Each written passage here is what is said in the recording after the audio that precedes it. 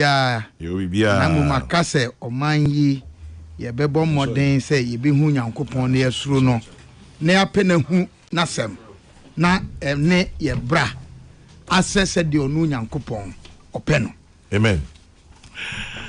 Nipa na me try na appear ye nim PSC me de se wa ba ha. Ofi imagine?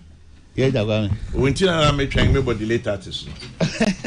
Because we say eja whatever. Me can what can sorry about more 9:15.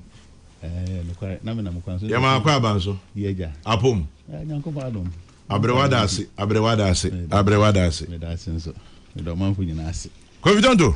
Chawan. Me ton ka chen so me ton ka ba be foforo. Welcome there. Nyame adom boko. Ye da nyame ase. Me ba me di nkomo kakra. Martin. Na ansa na sa ye nkomo no beba so no. Ghana Association of Banks. The Ghana Association of Banks says to remind you to shine your eye. Shine your eye. When you receive urgent emails or messages about your bank account, be very careful. Fraudsters create fake websites that look exactly like your bank's same logo, same color, same design. Fraudsters may send you a link asking you to verify your details, or you risk losing access to your account. Once you enter your information, they can take control of your account. So before you click, check the link carefully. Some fake links may appear genuine at first glance, but contain slight differences such as extra letters, missing letters, or numbers replacing words. Others may use long, confusing web addresses or shortened links that hide the real website. Never click suspicious links. Instead, quickly visit your bank's official website for information or contact the bank directly using its official phone number. Shine your eye. Spot the fraud. Stop the fraud. As I say, no, nipa boni for wiase. Meka nipa boni for obi se ne Honda CRV a fita 2025 model. Ya be area no asori. Of all the places. Korea kan wa sorry. Kwesi ade twemu. Enti misremo. Mo mama ni now, mo ye fitafo, mo ye sprayers. Mo ye ka ho adwuma. Obi the Honda CRV a white color by 2025 model just say mo no chiao. Bana no mammo ho. Just say what Tony Honda CRV. Or the firma no nya ba kwa so de kwadase. Asoy car park ho. Ndo bi be fa car no. Say cars is so a push start into wadwene ho a hu akwan a efa so. Ne chassis number and as ne friend chassis number de 10 wa ha. But hu bibia na ti bibia sama police for asunte. A Honda CRV a white color so. Fefe bi. E dia one is nani say so. You can find it here. Sorry. Can you imagine? Kwabra? Rapani. Ne kwaso mra shebe dwemi wate. Ana Matibi. Say ni tafiti dwada na obo me charge say wo charge aba. Yema mpanyin ya enua panyin opanyin Dramani Mahama John. Or say anti-LGBTQ bill is far from becoming law. Wakasa about procedure amem ebikwa de si quorum. Afedie ansa na no yenua ba ko a ye friend no reverend edin po hin intim fojo. Eso de abetu just say bill near the force na na do so ansa na nya no ni. Afedia open with Ankasa speaker, Right Honorable Sumana Kingsford Bagbin Baya. Or say anyone, Brofo, you see, surprised.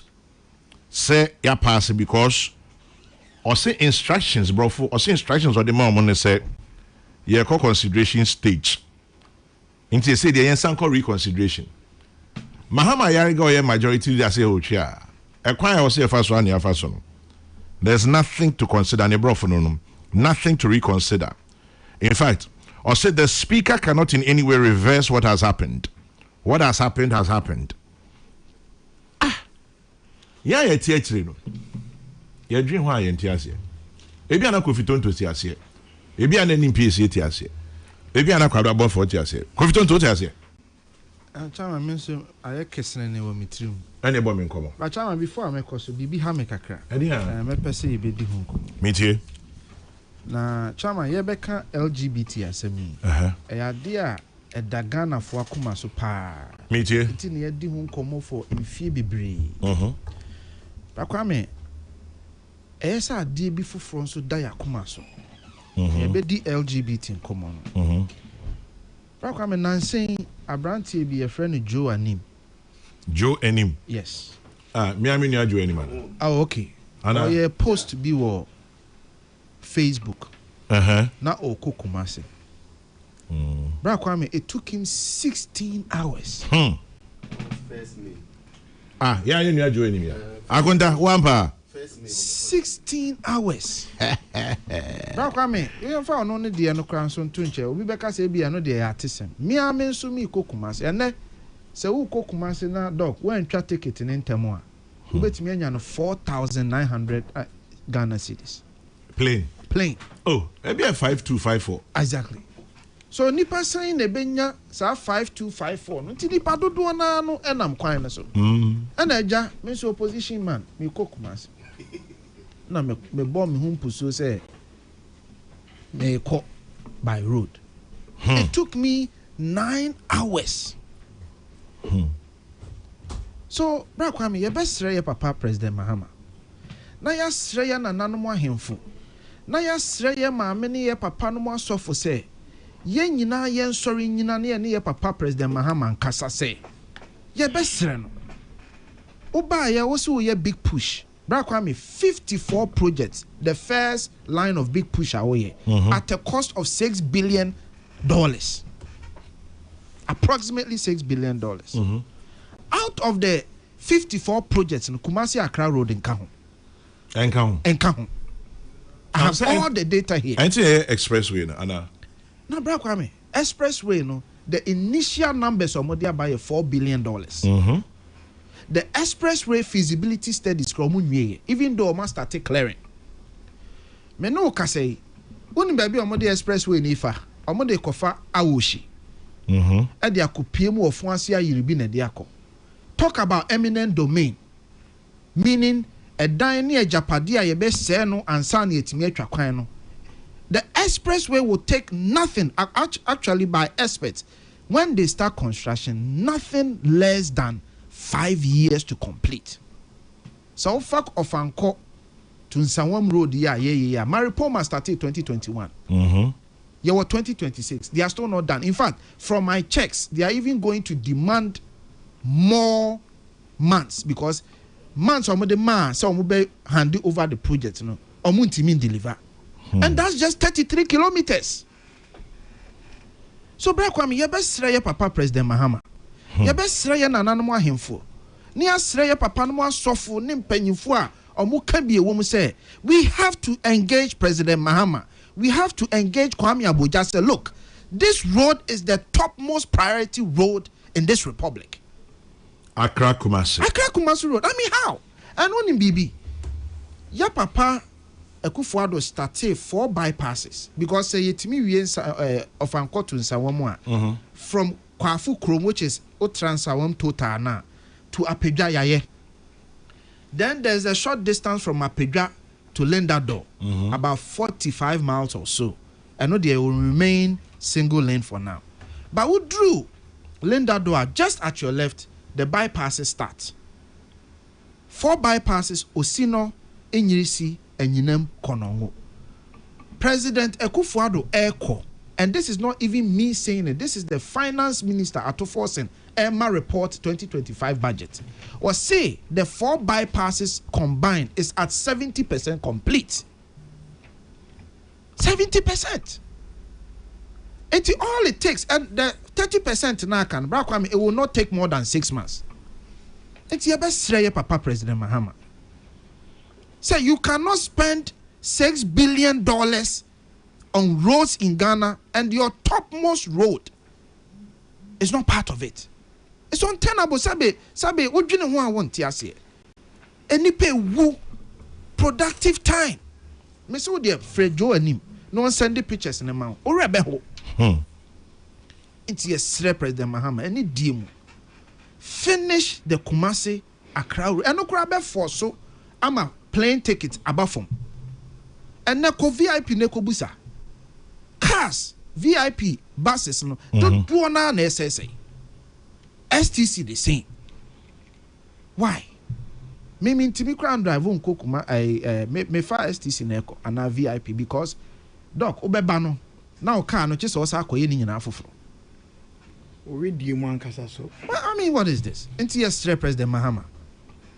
You have to direct Honorable Abuja to reprioritize his 54 projects and send some money to finish the 30% now. Akano. And Yarna Kwame Abuja mede manusi. On the Namgana nyina so or monitor roads. But Kumasi Accra road now aka 30% no. I know they won't monitor. Now my enemy. Brakwame, medasi. Answer na obedas, we say, my friends and I traveled from, is this Slough to Cardiff, which is 137 miles in 2 hours and 30 minutes to watch the Black Stars game yesterday. The M4 is mostly 4-lane, with some places going into 2 lanes. All we need is 3 lanes from Accra to Kumasi. We should be fine. And one funny DM, but we also say, let's also talk about the Kofodia Suhum Road. It is a death trap. Kokrokoo is live on the Beat FM station. So that is fantastic. Wilberforce. Thompson Sechi says, greetings to you and your panelists. Thompson Sechi from Zurich. That's in Switzerland. Accra Kumasi Kwang. Very dangerous. We say, oh, Kofi Tonto, thank you. Passengers will be in a bus for between 7 and 8 hours before getting to Kumasi or Accra. Why? So, Kwame. Yes. Can you imagine me semi-twaso cooking time beyond Kumasi? Yeah. Just what the end there. Just 24 hours. Did I say a year be no more background? I mean, Timinko. Because Kaya would be Koya Sema. Say, why would you say, dear? A public one now, Cotinamu, public one, no cry, they be on me. It me, I was Kwame, what him say? Hey, Ed Dinner. But obviously, I attended Prempeh College between 2004 and 2007.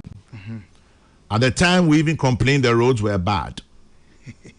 We've had MPP and NDC, MPP and back to NDC, and they are still blaming government. I see that Cycles is his name. True point. But Minini said there has been a time I complain about the road as in the present situation. Now the money here say, and yes, I yes you. Ya bomb modern say ye kwan no. Ama ya ye bia mana bedru ba bia chairman general. Bypasses na omo Kofi kan wasemi.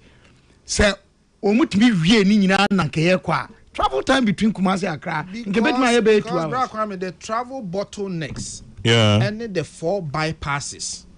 The bottlenecks on the Kumasi Accra road. And the 4 bypasses. Inyirisi, Osino, and Yinem, and Akonongo. Obia wa fasa akwan no so bia nim say wudru Osino a problem. Wudru Anyinam a problem. Wudru Inyirisi a problem. And wudru Konongo a problem. These are the 4 bottlenecks. And until now, in the wisdom of a Kufu, I don't know. Oyifa ho now me near ya free prem power the message by. Is he really speaking to the facts? President Kufu wanya circle and kudru Ajimota say anye bridge na to aso. President Kufu Addo bae ono so to aso Yera Mahama finish. Kufu Addo bae when we the president Kufu started here in dual now started wo Apedja Junction to Kwafukro. And Sana Kufuado also started bypasses. Something has been done. And Sana bypass. The bypasses were part of the original arrangement of the Kumasi. Kwame. Me the American Kofi asem krona na ye ken. As I say na sa now can say major. It is the major road that links Ghana, northern, southern sector. Yeah. So be free Volta regional, so be free Western regional, be free Central region. We link to that road, Northern, Upper West, Upper East, Bono East, Bono Afo. Ninara. Enti anya kwanya sebi. In fact, say will be a friend of priority. Sa kwan say priority of priorities. Sa kwan no say priority of priorities. Accra Kumasi Road. Yeah. Now, Obi ya article become. You see, we account a productive time now the economic segment and ne kaka ho nyina. Adia sa kwan yi said ne tibie wo mu yi. Dia edi oman yi nya no. Ye ka se ye to ebu akari a. Ahon pepre bi ba so. But when oman yi sometimes they hear me and say yen tinka. Yenye ya dwene say ye peman bi akekere. Ena ne yoya ye de kekere man no ye pa asua na ye tu ho anamo. Ye mpanya mi bia so ahu no. Ye nsuro nyame. Ene ye mpe ayi ne ho nsem bi na ye tie. Da ye koye ayi population housing census aya. Ye say Ghana for do a mo ya Christopher mo ye se ne akenkan ya 71.6. Say na mo so mo ye Muslimi for 19.2. Mo amudi nananom ene ya somso die ebe se num ukakambo mu a oha enchichemu aduokron achiripo be de wo ho over 90% ene ye se ye gisom bi di enti sampa se som nyamisuro atie mu a anke ye bra nie ye no ye ho ye tan ye ho ye sisi ye ho ye bu ye ho abonfia say ho but ni nyina chi no serwenya de wa wukwa na hia no eti there is hope but we need to work to hope Brakwa me a young guy and me tio sa time na spend test kwan futuro every day we campaign about spin text intimacy kwan we so ye spin text de na man there be no majama na ya kesi ni odi ahinkan an ya mesro mo campaign kesi omo yepa okay nana ya kesi ni odi ahinkan de omo campaign okay because how can you have 54 priority projects? I'm surprised to say Kumasi de enka enka Brakwame, really? I even have a breakdown. I've done all the analysis already. So a day I met me abaha. Now analyzing all the 54 projects. I will be surprised that this but Kofi, not part of it.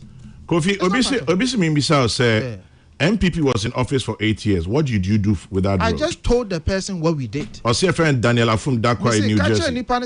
I told him what we did. Yeah. Ofanko Pokuyasi interchange. Yeah. Ofanko 10 lanes to Nsawam. 10 lanes, 33 kilometers. Yana yebe Kwafu Chrome to Apega Junction. Dual carriage na President Kufuor started yene yebe wiye. Ana yenso na ye Inyirisi bypass, Osino bypass, Enyinam bypass, Konongo bypass. In fact, when you talk about the Kumasi Accra road from President Kufuor to Akufo-Addo, we have done roughly 80% of it, of its current state. So what is he talking about? That is the fact. What is he talking about? Mami inchi for. On you soon and patch your brain. MPP one etna so 8 years. And this your mama etna so 8 years. Jerry Rollins is one. Almost there no me. Kofere Ken. Yeah. Kwame obia offer Kumasi Accra Kumasi kwan na so nim say kwan no net be e wo mprempren enye. Na anshase emfine na nsa na nera ye de amanyo sem ba mu pe ebe bibi foforo ze nyina wo Ghana ye nko ba bia e bia kofi no di akwane abade ebe ba ne wire fi no ye nya year of roots volume 1 volume 2 ne keka ho nka Accra Kumasi road ye priority project ema sa bang na anko betimi awie ma na yi ni ayesre ne se abang betimi atu ho na mom se obetimi aye ho bibi enim se na big push na nka ho Kwame me because end up okay me person I have all the projects me person enka ho it's not part of it ni ayebe kan se abang twa na ni hwe wo se anamon tu ben de betimi atu na aye ho bibi prempren na enim ne se express road ne de wogusu awe ho bibi now na I heard na so jafuna clear by about 51 kilometers yeah so far and you know anye grab 40% bi de we go so cover now if you no clear kwango on start no men can kwan wie make an soldier for no djuma we ye no nti we go so ya worry to hu anamo no mun do 40%. Because the distance is 197 kilometers. They've cleared almost they've cleared 51 kilometers. Yes. Good. And I mean say in percentage I mean saying 240 kilometers about 190 because new distance no more you are right. Cuts about 40 kilometers off. Okay. Yeah. So about 190 and your mark clear 51 that cannot be 40%. Beba from action near ebi adeda wa ye na msi yenwie no so so that's less than 30. Yeah, yenwie na no so nkyerɛ sɛ yenya one a ɛwɔ hɔ deda no nea ya tene sɛ deda no nso aban ritu ho anamom you know this are 70% the ba tena ha bi ma me hu ba bi ko a ɛno no ye ko nya sa percentage ni fi because wo fa kuma se kwan so ya mekania wo ko tu say Forces said it in the 2025 budget. The 4 bypasses now make. Kofi. Oh, but sorry, enti nia ye hia ne say anka se be Ghana en akwan nyina be papa. Prempren ai wo me Ghana kwan bi enu abedima ka say papa. E bia na be kan say wo fa so a portals abetutum be ye bi ngana bi sakwa be ye du. Eye nkranko pe me kura pe me kwan. Be bia wa ha wo. Aban bi buy na okoy aban foforo nso aba na bia na ni kire no se aha nka ho a ebe sere se won hwese obetwo ngani aba aye no preko because e Ghana kwan kwame na se oyi yes no yi yes ne de because ye nam kuma se kwan so da bia bypass a wo ye ya horo wa nan na wo kan e bia ni ho a be bia wo no obetima de afiri afa so mana ye obetima kwame bia ni ho a de afiri afa so oh afa so ahoro wa nan na wo aye some of bypass ahoro wa nan kwame ye in fact, what's seen or it diverts you kakra. What's free so? En fa won ko du ba bia. Oh, we say. Onia nam hobi. En fa me mfa ho. Nso wan won fa ho no waka kire. En na me kire say kwa me won tumi mfa so. En pam cho Accra Kumasi kwan mo am se ma fa bypasses no so. Mo nkire ba bia ma fa. VIP bus apart from nia wo yi fa em say ho ye. Se ho na yo enyinam. Me de ma ate so me fa so da. Yeah. Bia no how we put for bypass bia so ye. Your man ne ade say ye. Nia be strength aban plans bi o fa ho no. Won hwese obetimi aye na kwan no esofa aye mre okakra ma kwantifo. Ye ntimi nso enka se bia aban fufuru bi no sha asinti aban fufuru aban onya on sa. Ye hwe ha no ne ya hwe ha nso because for the period that obetimi dey aye ye nwie ye no. Eno ya ne kwan a ye betimi afa so.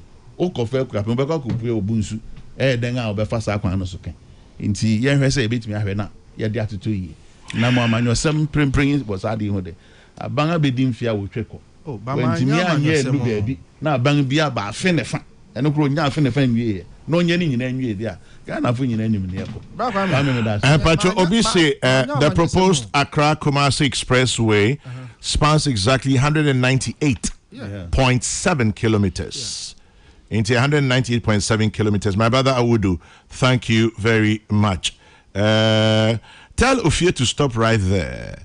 I used it just last week. You used which one? Just coming with details that mean here. Kwame, what is wrong if we can complete the current Accra Kumasi road before the proposed express road? I used the road last week. It is in horrible shape. Odeshi Ajabing in hard show. And a day and no a buy. Tell Ophir. NDC has also been in power for 8 years too. So what happened? Tell Tonto to add Nana instead of just Kufuado or Ado Showboy. Ado Showboy, Gasti man, we hear you. Fantastic Wilberforce says, when will the MPP and NDC stop their blame games on our roads? That is okay. I assume Accra Kumasi Road. Dabeng. Kwan ne de enye. Dabeng. Bypass ne nyina fi mukura kwan ne nye. Da bia ne ho afta bia. O fa so a o kuma beto yem. O te bus kakaka mukura na king sa. It's bad though. And say ekoso sa. It's terrible. And so it there has to be. Now come back to me. Kwabra me ba so. And time. Hey. That is I say Matthias. this issue yi ba. Okay, Obese, I use the bypass from Osino to join the main road at Enyinem, right where the district assembly is located. So, Ofie, please. Kwame Maka no ha say eno pe na you say ye nyina mu de me kan Udi kanka o say bi enu ha wo yiso eyo. there be horo nan no kan no. This is be enu you say apart from nyina de no pe. Yo. Mama mi fi ho na mi besin ko Oyarefa kwan so e dey na wo Oyarefa Penfield is school. Penfield says your child deserves more than just a school. At Penfield School in Oyarefa, we've been building confident, capable learners for the last 16 years. We're a co-educational day and boarding school running from creche through senior high school. We have a unique hybrid curriculum combining Ghana's GES syllabus, that is BEC and WACC with Cambridge Checkpoint, IGCSE and A levels. Admissions are open for 2026-27 academic year. So give your child a strong foundation in Ghana and a smooth transition to the world at Penfield. Call or WhatsApp 0272 335359. That is 0272 335359 or 0264 233 533. Penfield is more than a school. Penfield is a launchpad for your child. Mr. Atto Wilson, General Manager, Corporate Planning and Communication for Bost Energies. Birthday blessings to you, Mr. Atto Wilson, General Manager, Corporate Planning and Communication at Bost Energies, from Bernardine in PSCA and your staff to you. Kwabna, I didn't know Peja say meet you. I'm a grown doss. Meet you? A grown doss. Boamina Kabi Chemi. Chairman General. Nsema ubusa e bebre di na odi twa to speaker. Right Honorable Sumana Alban. Sumana Kingsford Bagben. Ask Bagben. Say or say ni akoso wo mrache badwafie no. Wakasa ho. So I am surprised. Surprise. Was surprised. The report about ni say or say as almost sign a question mubium. Question anami buzane say or was that to me na as Speaker of the House. When somebody sat in the authority of the Speaker of the House and acted, na beye Parliament anamutu no, the Right Honorable Speaker no, ana oni omanumu ana oni officer a omo yesade no ohu tumi ana. Also my instructions omo ni so. So my instructions and omo ni so a ene na anamo ben ene da ho se yedi be yi ano. Chairman. Say utwa ntro say o maame wada abra onwi o se wa o maame ewu na okotwa ntro say o maame onwi na wada ade be san obi a be kọ ne maame mokase na obi hu baby obefa omanya yetimu a yensem kaye yanam otuo yenkomodie aye agudie ni nkontompo ni nada fa ena na metutu me nsa wa ha no. We come to sit in this studio as if we are here to joke. I have no business coming here, Kwame, if it is to joke. But I'm no joker. Me needs a professional expertise, no. Yeah, womu say yesusu na yeto yebo ene ne keka ka ho de. But as I say ye ni bre o man chichire enkomodie ho kakra. Kwame nka asembe ne wo ho.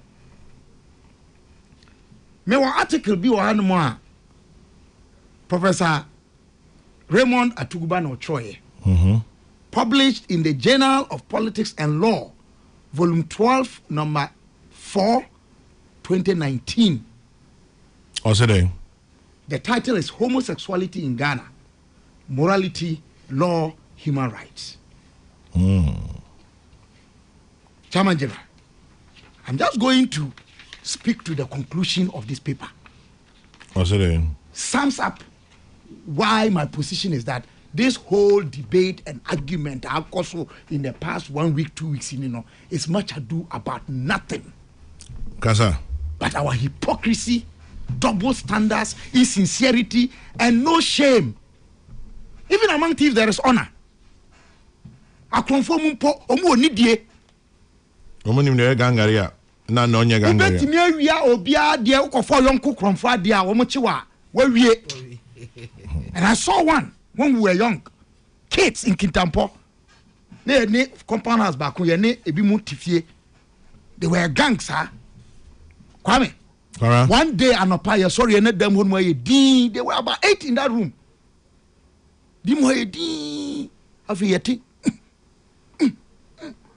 Because of my mother's relations with them,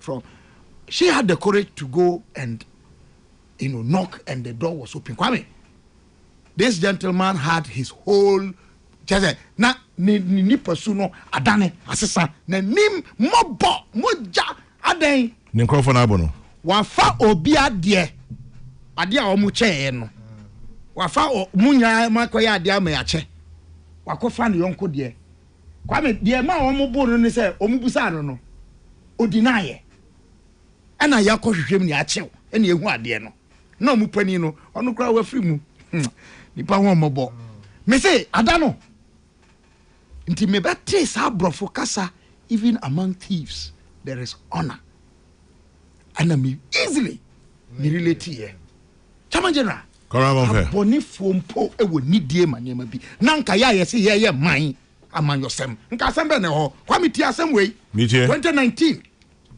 the current president of Ghana has diplomatically dug in approving or rejecting the possibility of legal reform of Ghana's laws that criminalize homosexual conduct. And I'll cite African News 2017. In 2010, and remember, 2010 he was executive secretary to the Constitutional Review Commission. Yeah. In 2010, the Constitution Review Commission did same when the commission declined to include in its draft amendment bill a direct recognition to gay and lesbian rights in the Constitution. Homosexuals in Ghana do have rights, as enhanced by references to the Constitution, other laws, and international obligations of their country. However, these rights are not being recognized. Until this is done, and with the faint hope that both spirits will rise to the challenge, homosexuals in Ghana have no choice but to deny themselves or bear enervating violations of their human rights until change. The crackran is saying. The crackran is saying. Sakrata ilo dia dance say. Bibia ni Ghana hanmo ye mra pon no ya mamre ya manie ye nhihye ye som ye gidie a ejije oba ni oba enna bemma ni bemma enna ejije so na ye mampani akodi nkomo ba bia o ma ye te sese enya dia oba tutu sa nhihye na ewo ho no oba tutu nase enna ya mamra agenatuku a mampani mills paw ye so mo hwehwe ye mamra no mu no omo so omo ye se sa de omo boapa ye se omo nkofa omo ye memma ne memma ema ne ma say omo special rights be and from the constitution. Internet say mamra e order the tiada. Me that say Yes. Chairman General. So what is happening right now? Kai says this yamene kakre bi pe. As far back as 1861, this article makes it clear to us. Na me ni ho. Ne enwo Kwame. Say mam. Omo yi. Ena omo yi ye nhihye say sadie yi ye soso. Ensesa ye ewo ho. Enti dia na aba. Chairman General, some wo ho tiewa ene ye nya atwom ene nokra ye mpe. Ene na da ye dada ye ho. What is the conversation about? Mete say positions are changing. Is that truly the case? No. Ena no. Ena mati say asafo ane esum mpanifo bi kra ka say ye nya botrema mampani. Is that the position we took in 2022, 2023? Kwame. Catch me. David. Speaker, Right Honorable Speaker Bagbe. Omuka so omo ayen hihye say family den. Me, I had a difficulty with that law. because Amrane was dangerous. We don't need it. Ebinu fi said the American me ne trado. Yes, but kwame Emra sabi e won sunsum ne spirit attachment. Spirit and letter. Ene de yatro. Enti etoda de yatro no ebia na ntimi nkansem ni nyina nso yatimi gina sunsum etamra na chi no e de manchiremu. That's how judges eventually come to write law, even though it's not their core or primary function. Through interpretation, judges write the law, they enact. Enti edian ankaba ye nyatrum. President Mahama in 2025 obey mampanina ena Catholic bishops ekushiano. Kwame Okai. What did he tell them? He talked about more consensus. Yes, strengthen education. Yes, strengthen church. And what he said was that Ghana does not need LGBT bill to enforce family values. Because he said, sir, we can do it through education, through Not only that, through all this conversation, what is missing is what President Mahama said there. Or say, Samra we and yet private members necessary or a state. What has he done about it? Other than Komo Yedine, about a private members bill that has been passed with all the controversies about it, and not a state-sponsored act or bill. Interesting. Why are we not having that conversation, Kwame? Just if you are buying hoba. Me say, Nyachom no doso. Asofo, imams, malams, academics who are talking. I'm asking the key question. What President Mahama said in 2025 January 4 when he met the Catholic bishop was that this must not come from private members. It must be state-led, state-sponsored. What has happened to that? Okay, bra majority leader ne minia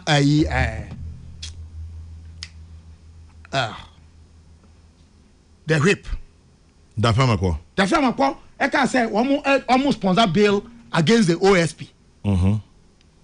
President made a statement. Said woman withdraw. Private members. Didn't they withdraw? Yes, they did. Huh? Yes.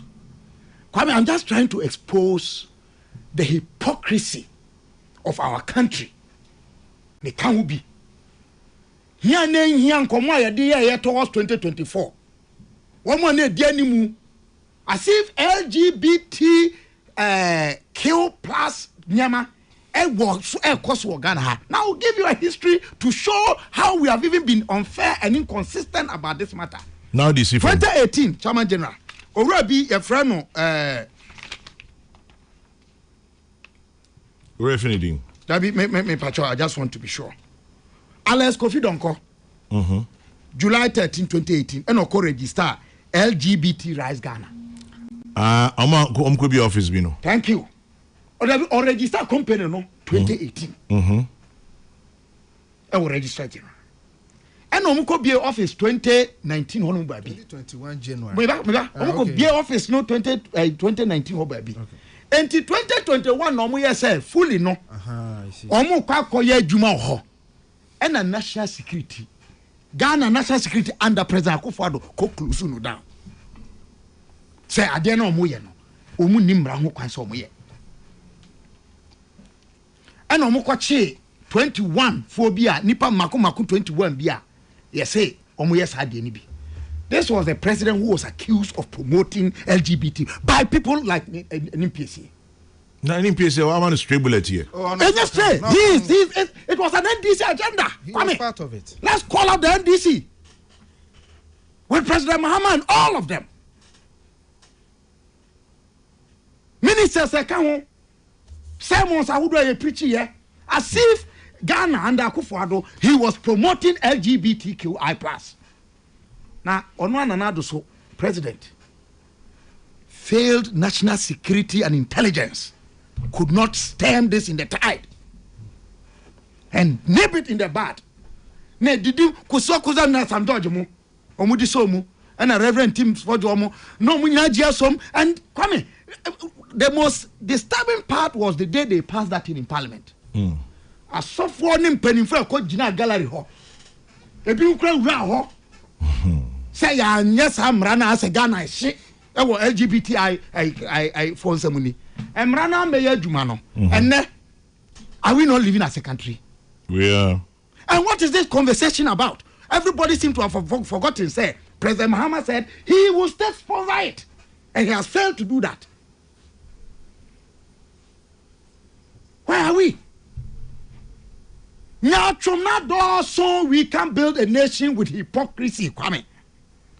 Then, after this incident, and now, President Akufo-Addo called Kasawu, baby, and he made it clear. Say, "Yeah, my muhadie, niema yewo, yenhihye yewo no. Sadie enka ho." Enti kwame, President Mahama says he's anti-LGBTI, QI. Ne party NDCC omumpe. And then former president, who was then president, Akufo-Addo, also ompe, ni party susu omumpe. Nka asembe na wo bi. Asamasa. Ya mamre National House of Chiefs issue statement. Say sheye etia sa niam no. Catholic Bishops Conference, Methodist, SDA, me kai say a conference quite issue statement back on it.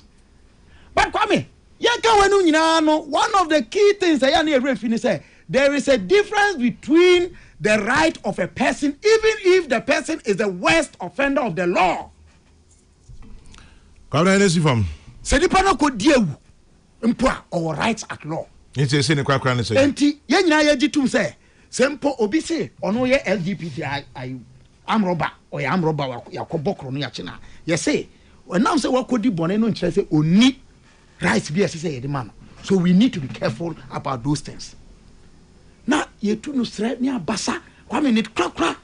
What I'm saying is that let's cut the hypocrisy and tear down this nation of falsehood, mendacity, and wickedness. And you know the school no false. Yet more day man we just shut that cotnase and in PS you best say no. Why yo kagunu so that's because we want power. Me skutem. Me na pani Moses for money. I'm sorry I'm mentioning him. I met him. Ushan. Me chiano me catch as a senior. Ade amu ye. It is nothing but regime change. No, Ghana. Ghana.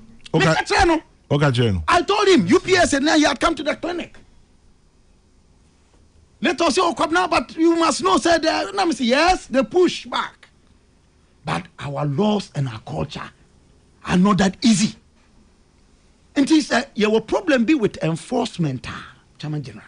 And let me tell you, your enforcement issues are. Ye Musa said, they ain't yentimi in share yamra. Nieniso. And then I made Hubert Humphrey. Or say, the law can be no better than the people who administer it. And the people who are called upon to obey it. In short, its success depends upon the attitudes of all Americans, in this case Ghanaians, on our attitudes towards freedom and the stand we take against wrong. Medas Kabra. Kwekunti says, remind Dr. Kabila that his sweet sermon this morning would be stale if it doesn't conclude with the famous saying, quote, cows are trapped by their horns and men by their words, unquote. Ain't Makai Amount. On the brighter side of life, once again, happy 50th birthday to you. Mr. Andrew Mam is from the Royal House Oil Dome family. Plenty Jubilee blessings on you. So to you, happy 50th birthday. Welcome to the 5th floor. Mr. Andrew Mam is from the Royal House Oil Dome family. Love from the entire Royal House members to you, Andrew. Happy 50th. Welcome to floor 5. Enjoy the view from here. And then on to my brother, famous Kwesi Atichogbi. Okay, famous. And then I would so yeah, famous. Hey, my man, yeah, famous. Happy birthday, bro. Happy birthday to you. Just as Dr. Kabila is saying, we're allowing hypocrisy and misplaced priority to move forward in the development of our country. The blame game is too much. Let's fix our country. Dr. Aaron Edu, UPSA.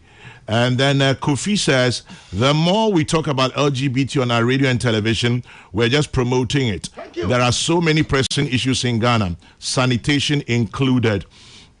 And then O'Neill Amponsa says, the concerto and word dodge in the signing of this law is all hypocrisy. Okay. Then moving on, Fantastic Wilberforce says simply Ghana is sick. Okay. Somebody seems to agree with Kabila about regime change and Fuameni's role. Okay.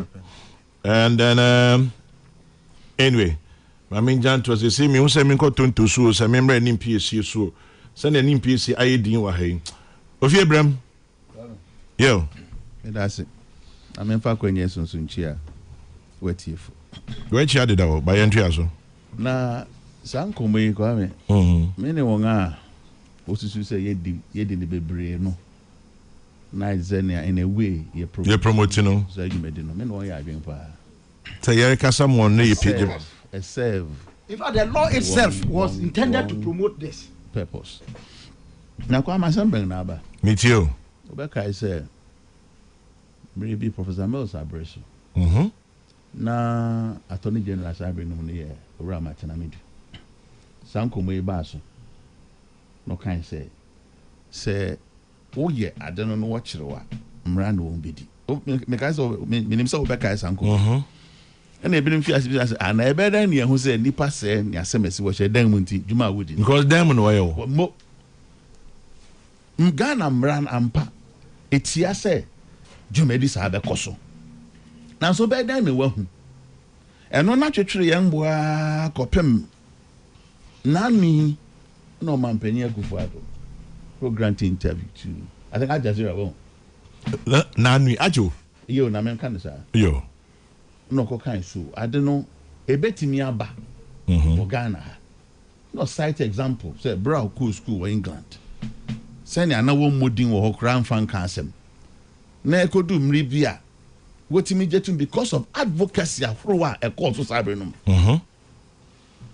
inti ama prempren wo ngaja atom inti say advocacy na be koso dodo na wo yen man mu ha ebetimi na baso eno na enuanu bi ye say da bi en na pekwan be fa so a yemma advocacy ni nkoso kra yeah inti yenko yemra ne mfentia because na be bia won adu no won ankasa so afiase pese oboram say yemma kwan so berma no yonko berma be gina so den no nga kire won aware so ama won ade no ne ma horo bi na erika bomo ne washa dan mu ye ene de say na me na okan nya de abet makobo bia po ngi say dan na mo say dan mu ha mo ye enye yo na mom say ye ben legitimize won aware ne eja to say no bia no berma to me ware wo altar enim no ho na no ofiase pushi ba enti yanya mra say ye ntimi masade no ensi wo yan mamu ha kwa me ye kwa na ye tua na monko enim bebe ye du no parliament ye won de say wo ye nyina awie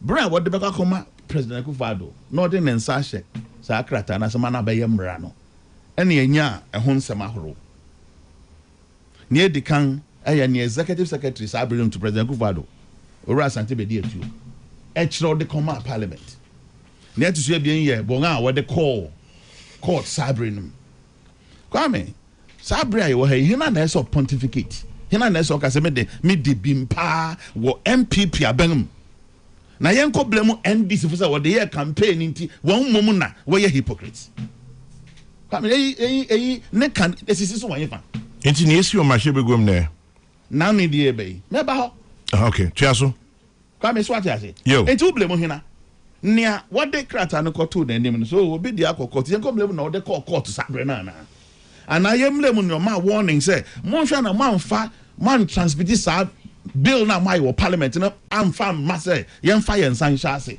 ono ne be blem na na ana yenya won to nchan mum ne yen ko blem sabre no position and wo man mu ha ese dan na no wujetuma yeye na nu ya be na atwa bi sa ko be yobosom ba ko bi ni yeah yete ho nsem bebre ayenu anum MPP for our parliament I rent him for do di anim hwe ase accuse NDC for say bill no enya de be passing and a passing no china e say majority leader EFI other people mu come here design come nyina baby I do pray ni say you know as I say parliament say won adwuma say won aye awie enti ya hwe anim say ebekọ akodu executive anim no man panyire den sa ahase na mra no abaye adwuma na aye mra ho ne yadu nsema bia na bia sa abem bia anim a oyi ne tutu ne be yi memfa no mako near the can ye majority leader de or should I say mred do ho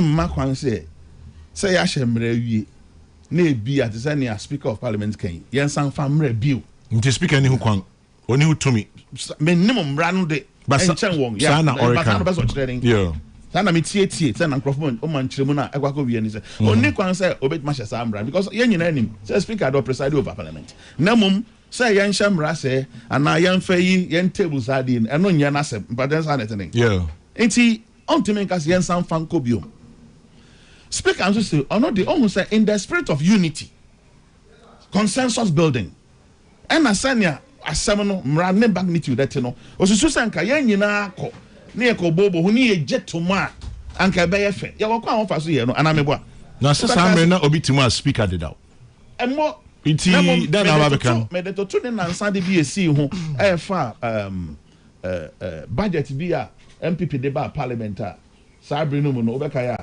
wo so nga nya number wo ti me de pass obeka em say quorum ya quorum o de be pass sa amra no echi no wo ko ho court e bi twe diary was and the kwai anamebo mo ko to so aba foforo e di say ebe eno na ebet ma mo de akọ na say in the spirit of say ye nyina be jatum say e de e ye Ghana nyina na ye chi say ba san na ba nan bi pekura na do na rejatum say ye mfa nyemra nti ye de ayemra ye nsa na ebe ya ebet ma ye mana ye bibia nsesan ye bibia nsa ye prempren o man panyi o te agum ejatum so on de wo pepa say wo de ba obesan ni nti ye tua na mo afi bibia obi mfa nkokọ to obi nya say na yen twinsan yen nyai enyamra ebetieti amanfo mafa ho di so no kwa me atra ho o man panyi ka so kan no based on procedure oh am pass wo de ba na mehwem eyemra no won a wotumi fofa mra ho nti me no won betena se ne yahwe yeah si yahwem na bibi wo ma isu se ekira dwen na enye ya ye mra ne kire se yen san fanko parliament bi ye betimi de akọ parliament so ahwem na bibi ato ye na se sign na ye be sign into a man penya some or kind no and contradict with any other statement about one thing. Eh, binu mo na mo nchenche so and I don't know center ni hold na fa because kwa me bibia sense ye. Ne o man penya be kind no ne kwan so ya nen. Me ne ne ya adwen ye be jetum pa. Obe chire senior procedure ne te. Ye mo binu sabe na sa na ne ka ne se ne na kufa do se o mpese o be san na enya hwe se ntia mra. O betuma san de akọ. Also sabre no yemfa nkọ court ansa kwa me court e rule asem no be ye na otweko na otwe abien ansa na bande down fee ofi agwaso mprempren hina na eso do odwen Ghana ho sin no yonko ana hina na ndo jetum say obi right hia sin obi kwa me de na me ne say be me me we de manyaba oso ma me som no ensi so sa di so enti mpa bo nyina ne say nyankopon be ya adom me me side me tikura side say so man payin mahama sa de koto ne friend den ne desk so ya obesan ni we radio so live program enti kwa me yo gidi wa we say ye betra sa bridge no okay na mum baby ayaka we no kofo yi bai no ye no kwa me atra ho ko sin na ahia amra no ebeba eba ne Ghana fususu say ye de boyan bra tetew ye ma ne betimi agya nkyire ma papa mo nga hwenga chia ma no kwa me nyina be diso ne ya kwa nyanim enti sa kweka na kwa me ngosi hwe mam hina no kan den ne krakra ne say prempren parliament etua na mong bi sensakra bi beba bi a wo kwan amra kwan a ofa so ye mra kwan na ma kwan ne se ko nanim ma panyin so de beto nanim a onne mranim fu a won akwadare besusu ho obebobo ho na odi afa ne kwan so bre beso say so sign obe sign te kwa me we enya sembia akra say ye how ye ho ma ye sabi ye kon 15 me da say anope me da se dodo enim piesie enede eno ebaye na mo amuhwe mo YouTube no akwa bi ani abrede de why am fitiado oya onkrofo ni bi oya pa fitei na onim ye ene yawo se me kohwe eyinu su na se mi se bi ni abawom na me kanwe na mankan ne de no wa sabe ya o kwa me sa chire mu na ye kan se democracy chire se kan bi na me kan bi me anono ya pan je kumba bisa na mami ye se eno ya ne chira se pa wotwi ma anka chira wadwen na me chira ma dwen ana me kwa wadwen chira se obeya me baba da pa sa bi se Na oh. I want them me wa ho asem. Me So what do na me me ko no oya me na me nkasa ne ho a. Na me kan nya se bia ba wo nu ya. Em se tutu no asaba. No asaba show. Dr. Aaron Edu Ewo UPSA, Chairman General, I know the duty of the Speaker is to direct proceedings in Parliament, but not to be part. Yeah. With what has been said by Mr. Speaker, it seems otherwise. Or the latter, what does the law say? Well, Dr. Aaron Edu, from what I know, Kakrami Bisayano, Speaker, asem no Bisayano, your kind of He is part of the maybe say yes you need to me bia say part of the obeka say yes you yen san kwatwe mra yes you need to me speaker edru so momenti speaker and odaw the speaker appeal yes no cry appeal kramfa look in fact until Mahama Yaga said there's nothing to reconsider by the parliamentary processes a law or a bill passed is not immutable. Meaning say enye bibi a wontimi nya ho hwe a member of parliament betimi move by motion. Okay, say mra we a ye pass ye no no ho asem ka ne yesa de mra no aba adidi ho komo. In fact Ameri fantastic the vigilante act ni nyina ye examples of immutable bills are yesa de ba parliament be di ho komo. Great. So it is not out of place for the speaker to say, Misusu say, Mesre say, okay, Yen San Famra. But untimi she. And our so let the record reflect. But Utie majority leader say there's nothing to reconsider. It's your time. Here's the thing. Me Ghana ni said ye nyina Ghana fu. Ye won niema ye bo enyoso. And ye won niema yakoma empe. Bagana ni bo nyu bibi so na nakoma mpe bibi mpo a onte aba onfa aba ana onfa bo me botri oni hu kwan apart from so oni hu kwan. I'm not even talking about the legality of it. My so okay legality no Mr. Obviously the speaker can recall the bill before it's transmitted or sent to the president for his assent on lack of a quorum or procedural lapses. Which the president has agreed. Yes. If passage happened without quorum or suffered procedural lapses, then legally passage is never validly occurred. Yes. It's a nullity.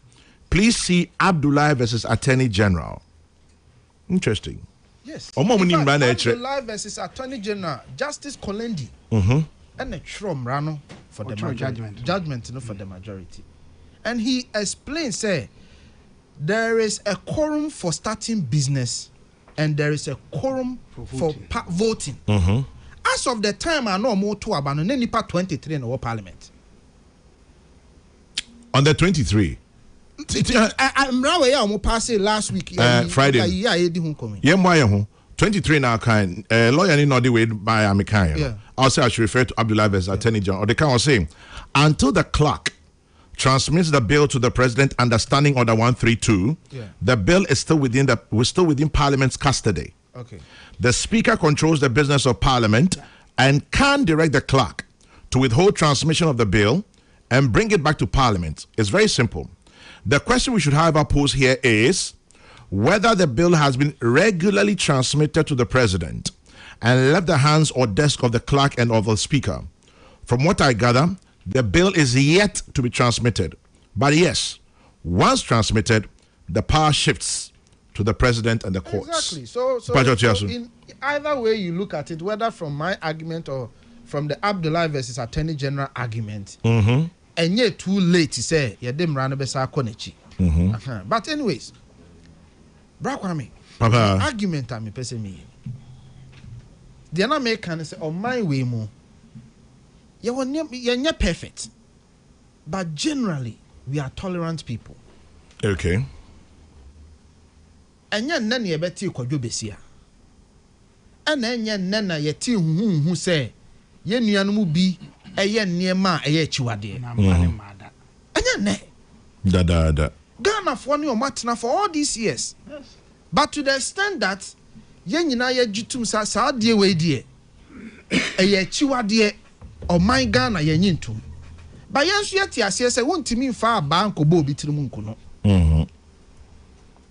ɛdeɛ na ɛkɔte ahoma mu a ɛde nsɛm wei nyina bae ɛno na me nua panyin Dr. Kabila kan yɛ sɛ advocacy bi a ɛhyɛ aseɛ papa bi a ɔkɔ register a group na ɔkɔ share advocacy bi ase aban sorry tia no ɛna ambassador bi a ofiri Australia ba Ghana ha it was around the same time ɛna European Union a ɔmo kɔ hyehyɛ saa nkuo we mu ase a ɔmo share saa adwuma na ase ɛno na Ghana for say maza yɛmpere yɛnim sɛ mo yɛ yɛnyi ntum ba sɛ mo bɛka akyerɛ yɛn sɛ saa suban we ne niye we na deɛ mo de dawuro bɛbɔ ho dwane deɛ yɛmpene. And you see, Brother Kwame, this stance is not even unique to Ghana. When you go to America, in fact, the state of Tennessee is still passing laws against LGBT. Really? And now, oh yes. So the European Union and all these, they should spare us. Even in the advanced countries, as I'm speaking to you today, they are passing laws against LGBT. Because when in BB, it started with what two consensual adults are doing. The mpanyinfo mienu si omo ye omo demo ye omasem. Sa na nkomo ne sha asi o. Na afei omo de ba ye se yemfa nkɔhye book mu. Enti enkora kosuku a enema omo kenkan no nehim. Afei omo de ba ye se wo ya awofo na wo ba di mfie num, mfie mienu, mfie miensa no o se oye bema opeso oye oba wo owofo no kra wo ni hutumi. You as a parent, even your 5-year-old decides so a person will changing the sex. You the parent, you don't have a right to stop that child. Our Ghana ha. The advocacy. So when civil society and the various groupings who stand with the LGBT, kasasi etieti anko for fan this one. The omon country on say fan who no omon e sha etieti so. Mema wo meba. Now who say who support LGBT? Me ba na wa wono na we di 5 years na so okwose ne be ma me parent me ni ho. So the most intolerant people are the LGBT people. Sure. They are the most intolerant people in the world.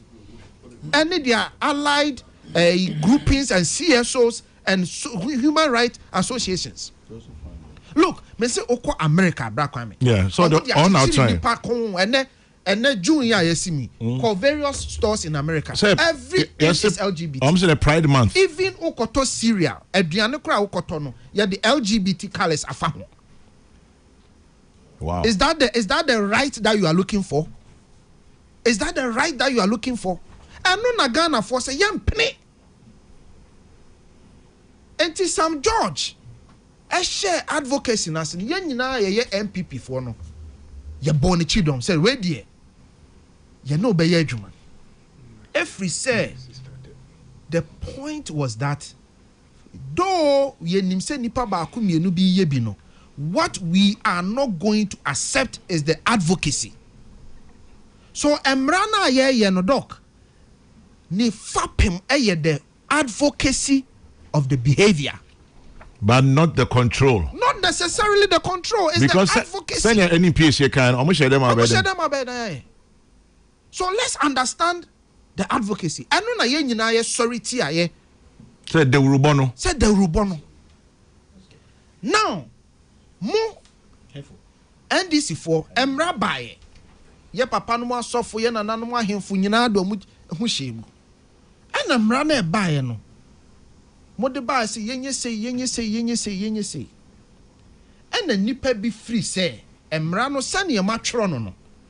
Ya bro de ye nyina no yesusu so. Enti no eniema ba ko mienu bi wo ho a yenye den. Yenhwe ne ye kakra. Enipa ka bi mo se da bi da. Efi se ne yewura Kabila sa kan no. Na abeya amanyo sem wa bi mo aye o madwen se omo de sesa aban. Se ne omo de galam se sesa aban no. Sa na omo de LGBT so omo ye so omo de be sesa aban. You see, that is the hypocrisy and the dishonesty of some people in our country. They look for every opportunity to leverage for their political relevance. And the NDC says, "Bibi, and ya Ghana for the edge no muhu. Abaya ya pesi ya bamunintino. Ya be leverage sa di way their politics. Ya be leverage galam say their politics. Ya be leverage Ghana card their politics. Every issue, even war, boku war kromo the politics. Doc bebwa. Boku war, Yera Mahama the politics. So they needed power so badly, they were not ready to listen to rational advice. So they decided, say, Ekufuado, you be go anymore as a president, Mahama na need anymore. We will make sure we embarrass you and win power. Omu winning power we no. Na fe no ahoma no abechichiro mo kon. Bra kwa me no kasa me memorandums be tre wa ha between the Ministry of Foreign Affairs and the UN. UN for no insisted to the ministry and the government of Ghana say, Emrano die mamon passe. Do you know where their stance was? On the advocacy. UN for stance or mukache yera mahama nena bayane say, Emrano se mubetimi mamon passe. The advocacy now. The old bill no fighting against no. Emwa yempe munyifrim. And Bra Kwame, I can tell you on authority. Said the government told the UN say, Emrade de be passe. Na emwa huode no de be gum. I stand on authority to tell you this today. NDC government be challenging me. I'll put out all the evidence. Now I need to know when challenge you as well with you. Because you see, meba. Bibia ye biano. Eye Ghana na yebu. Enye mebu oha. Ye nen kakran. I am saying that the government took a position. Say Emrane de ebe pass because yakoki kan sama chere Ghana for so actually ye mene dada. Ba ye begum. Now let me give you something I nipa bebre yadwen maso. Yera Bagbin said, or can some consider bill no? Also consideration, yes. Consideration. He was not in parliament. Yera ahia for eteswa mo to abano. Neni hu nipa 23 na no mote parliament no. In Yera ahia for thinking no, for his superior knowledge in parliamentary affairs, he should have known say we don't form a quorum. Yes.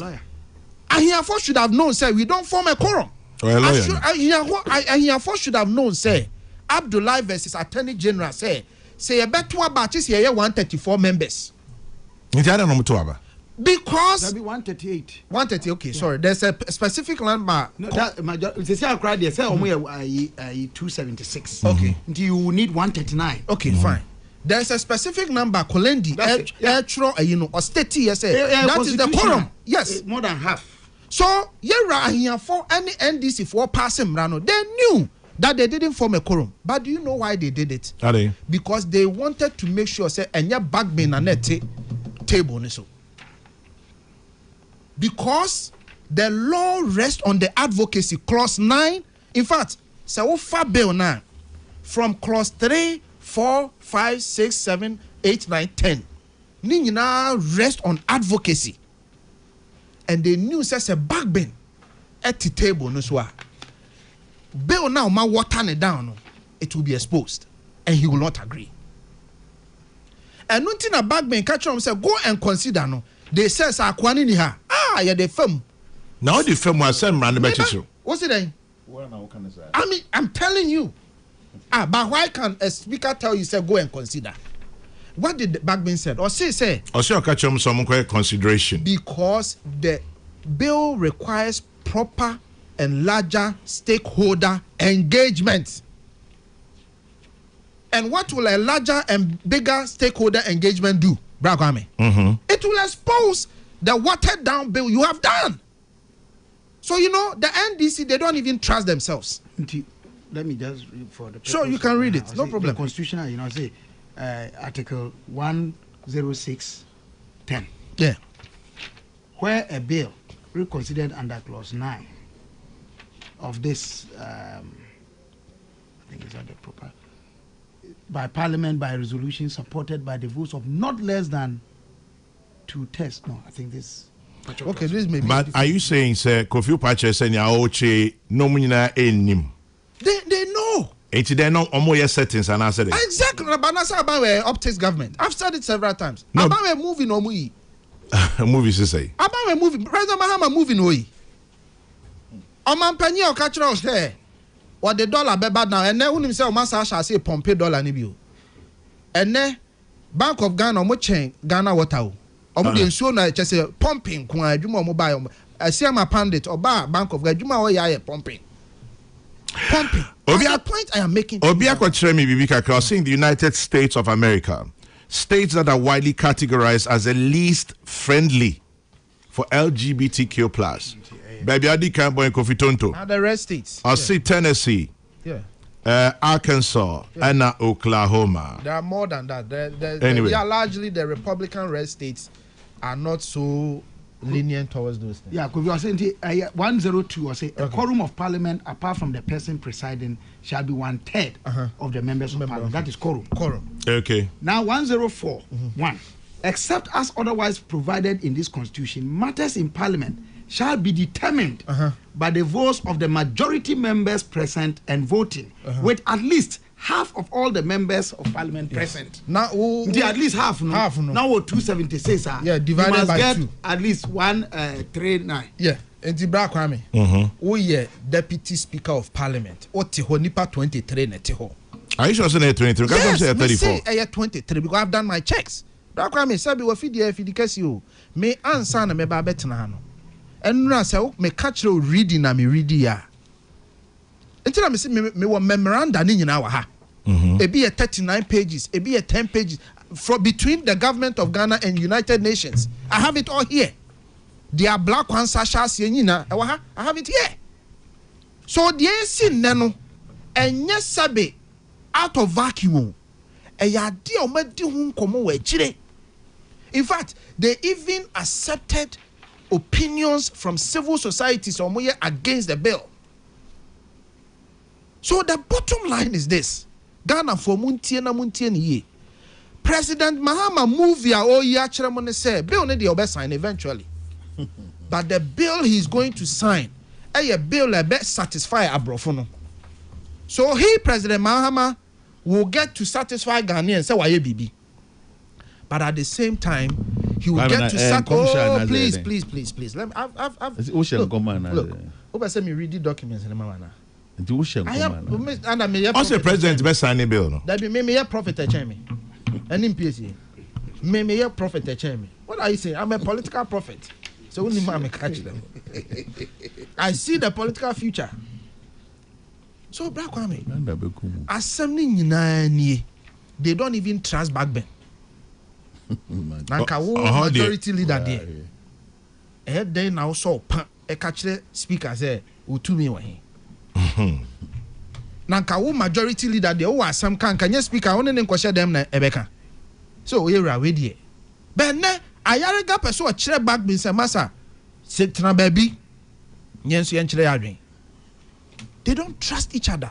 They are dishonest. What feed the son can person me can scammers but what they mean can. What can we? So the bottom line is Ghana for Misramu, ye papa no ahemfo, ye papa no asofo, mo mama ni na ho.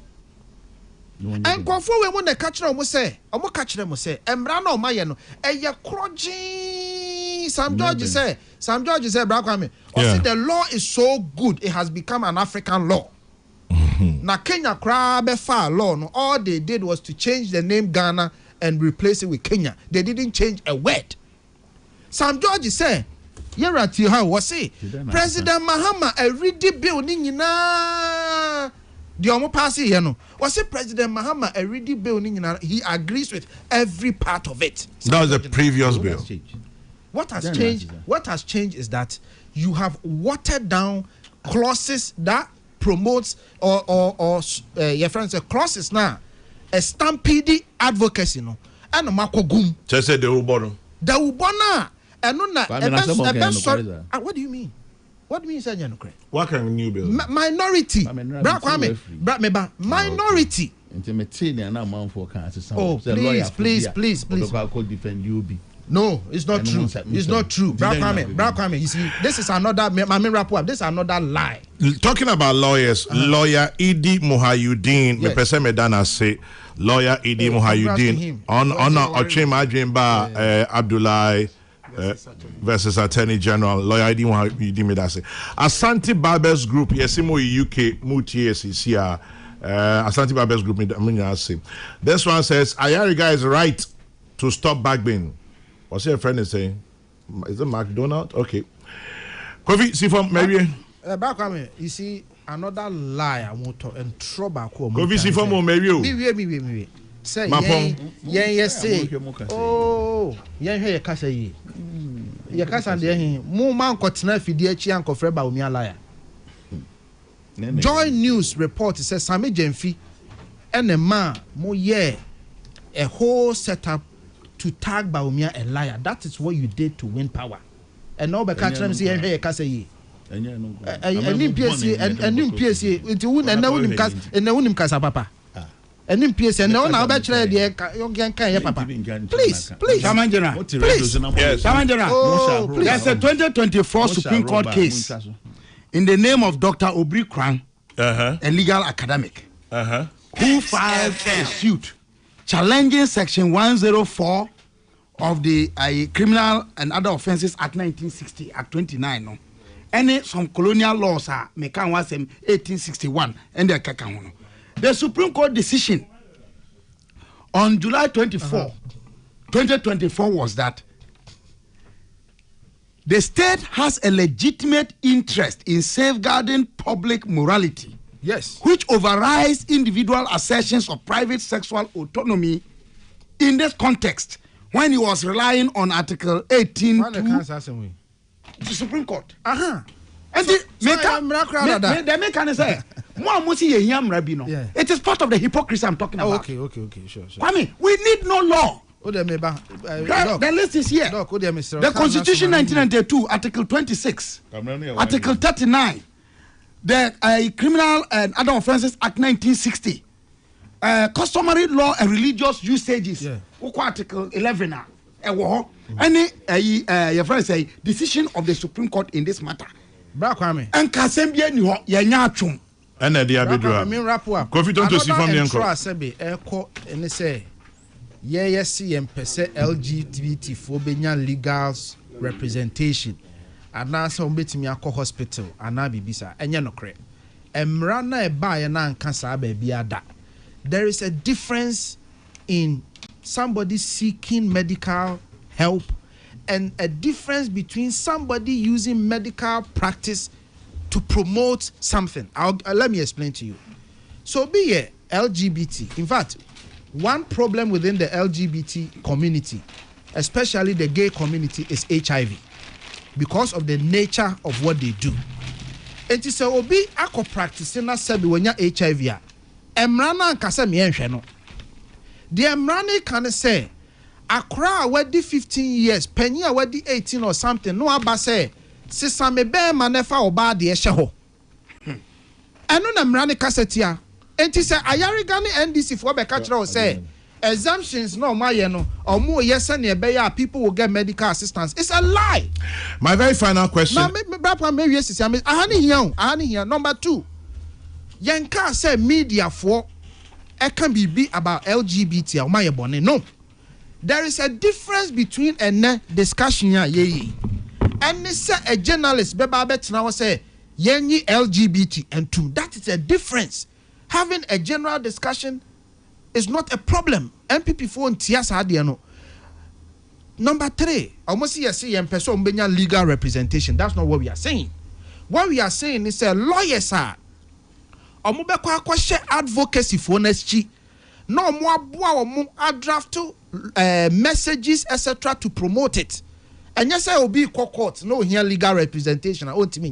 They are also now. What see a academics. A bachelor no. And yes, I can academics are or more true book to say let's allow and promote this. Now, Brakwame, nan say me kodi diwo is legal. Na mi didi. And na Ghana ni bako, any bro ni bako, and no more ye your friend is saying Zoom call but no mo call no etimi utimi tie kakra ba bia na mete na wote broni na owo foreign country no no Zoom no so no any Ghana ni no basically agreement ni say omo send sika ba na Ghana ni broni na wa bedru Ghana no they travel into the villages to go and explain LGBT rights. I know I'm running here. So nobody's against an academic. Nobody's against a lawyer. Nobody's against a medical practice. Now, don't we have enough laws? No problem. No, you see, he's a doc. And not the you see, of course. Let's let me be some final question. I could see me man as I cover baby. San new a year okay. I my shebijafo and I believe tuja. Committee no 9 people for soka. They now okay. The new bill. Oh, okay. Private members bill. But I'm not transit together. I don't know. You see, my main can't say one. And I'm a boy. My main can't say one. In fact, speaker, whole parliament. You can sit down and preach your own laws.